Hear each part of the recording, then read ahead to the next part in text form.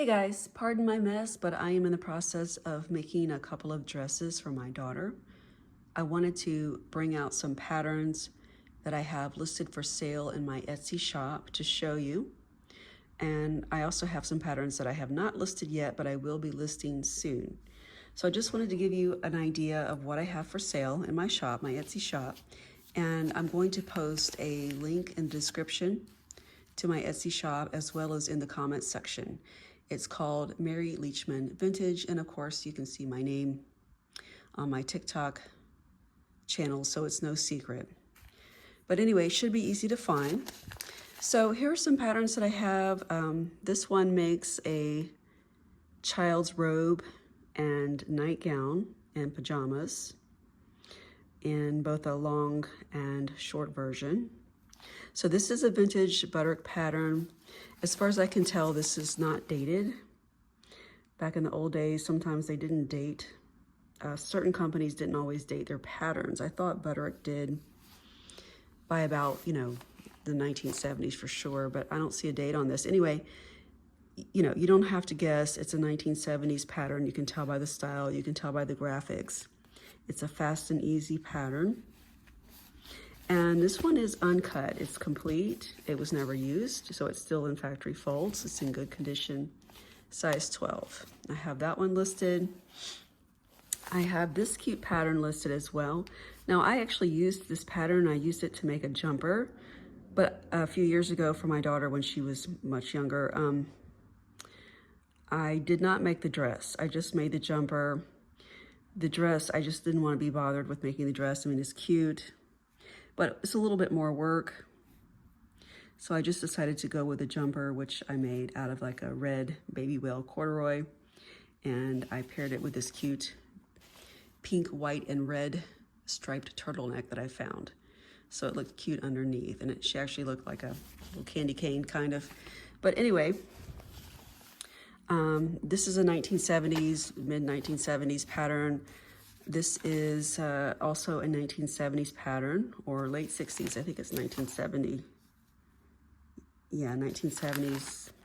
This one is uncut and in factory folds. This makes a preteen jumper, tunic, skirt, and pants. So it's pretty versatile. This is an early 60s pattern. This is really cute. This is a dress in 7 variations for a little girl, size 8. This one's complete. And I have some uncut, unused patterns that are reproductions of original Simplicity patterns, meaning that this is originally a pattern from the 1940s that Simplicity has reprinted and reproduced. So it's a reproduction of an authentic 1940s pattern.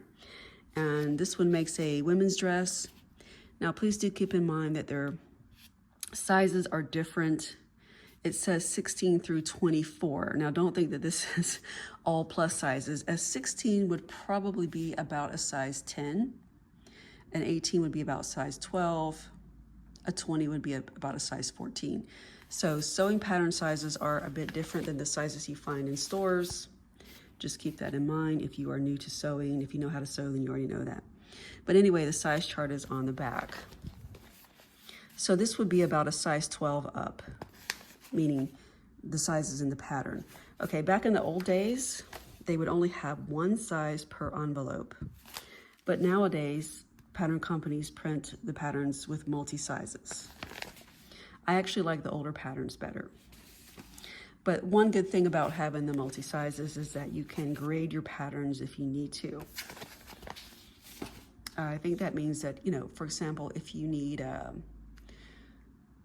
pattern, wider hips, for example, you can grade, meaning that you can go with the smaller size up top and then kind of grade downwards, have a bigger size on the bottom, if that makes sense to you. This is another reproduction, 1950s vintage pattern.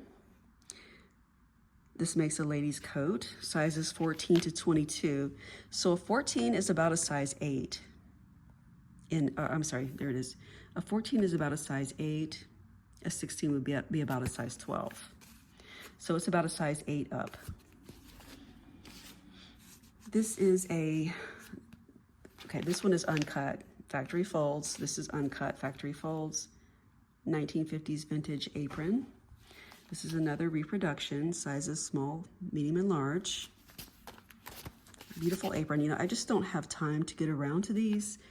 And back when Joann's was still open, they used to have patterns on sale from time to time, and you could get them really cheap. So whenever they were really cheap, I would stock up on them. I didn't know if I would ever get around to using them, but I wanted to buy them just in case. And what do you know, Joann's went out of business. And patterns are so expensive. Okay, so I grabbed them while I could.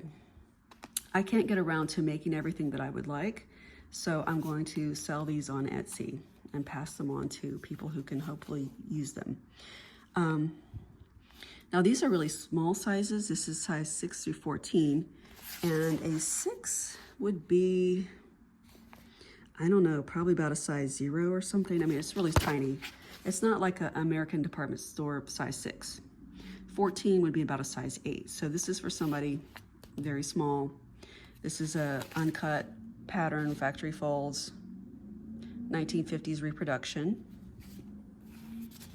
And this is so cute. I have this, I don't know where the mother's is. I also have the women's, oh yeah, here it is.